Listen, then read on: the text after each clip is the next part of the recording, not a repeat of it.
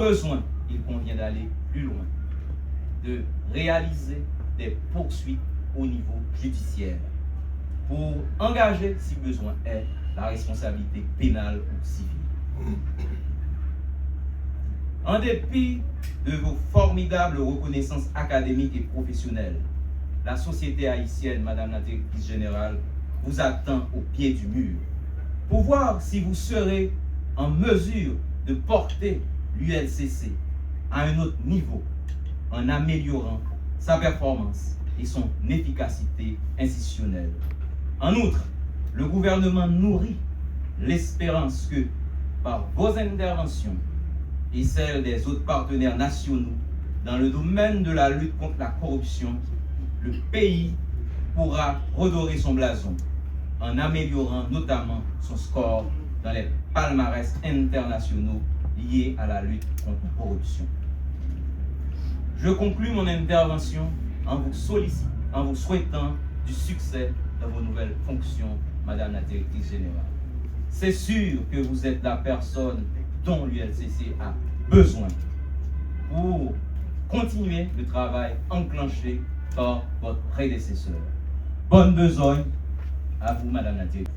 Je veux vous dire avec la sincérité de mon cœur que cette institution, cette ULCC valorisée, respectée et qui donne des résultats concrets aujourd'hui est une construction commune, une œuvre commune.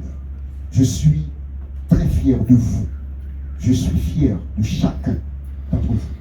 Enfin, je vous demande, chers employés, d'accorder pleine et entière collaboration à votre nouvelle directrice générale qui, je prends en votre nom cet engagement, ne cessera de reconnaître et de mettre en valeur vos compétences.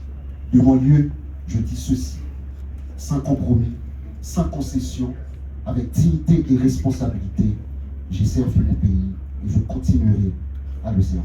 Je vous remercie. Chaque maillon joue pleinement son rôle, la chaîne devient solide, cohérente, robuste et capable de résister aux prévisions, aux influences et aux tentatives de contournement. Aussi, je veux saluer ici le travail de la Task Force interinstitutionnelle anticorruption, dont j'ai pu mesurer la rigueur, l'engagement et la capacité de créer des ponts entre les institutions qui trop souvent travaillent ensemble. Cette task force a démontré qu'une coordination intelligente, respectueuse des mandats de chacun, peut renforcer l'efficacité politique. Et pour anecdote, le protocole d'accord qui a été signé pour rendre opérationnelle la task force interinstitutionnelle anticorruption, si il a bénéficié des efforts en amont de l'inspection générale des finances, a bénéficié avant tout aussi du support de l'ULCC, qui, à travers l'ONUDC, avait été la première institution à reconnaître les efforts de l'IGF et à lui donner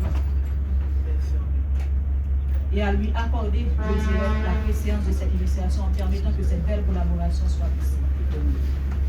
Mesdames et messieurs, la confiance est le bien le plus précieux d'une institution.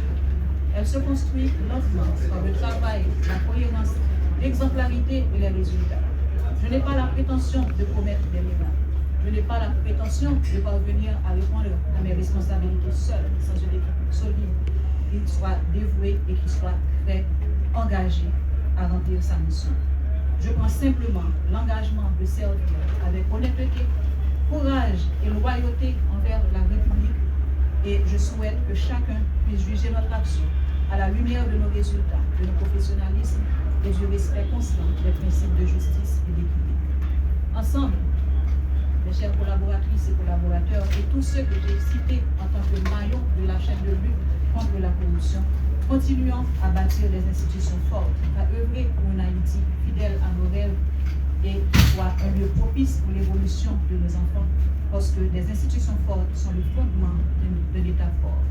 Je vous remercie de votre confiance et de votre